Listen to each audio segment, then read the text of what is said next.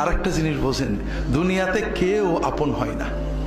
যে বউ আপন 2 ঘন্টা আপন থাকেতে 4 ঘন্টা ঝগড়া করে, আসে না নেই? যে ছেলে আপন সে 2 ঘন্টা কথা শুনে তো 4 ঘন্টা কথা শুনে না, ঠিক না বেঠিক?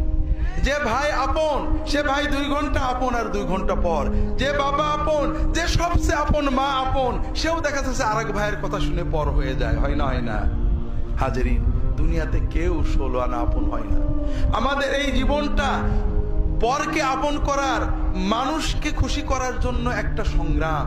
ছোটবেলায় বাবা মাকে খুশি করার চেষ্টা করেছি, পারিনি, কত মারছে, ঠিক না বেঠিক?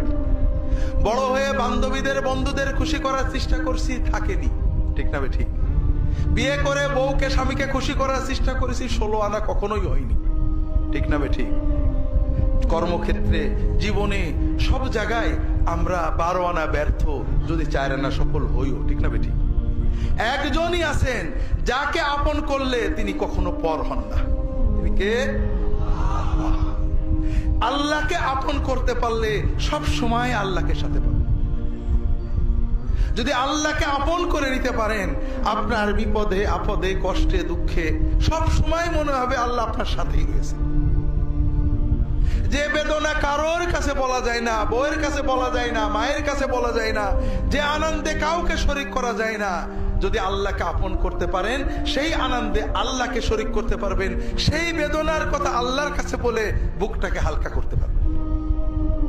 কথাকে বুঝতে পেরেছেন? কাজেই ভাইয়েরা, আসেন না সবাই নিয়ত করি যে এত সহজ কাজ আমরা নিয়ত করলাম, আল্লাহ আমার বাকি জীবন যতটুকু আছে, একদিন হোক আর 100 বছর হোক, আমি তোমার ওলি হওয়ার চেষ্টা করব।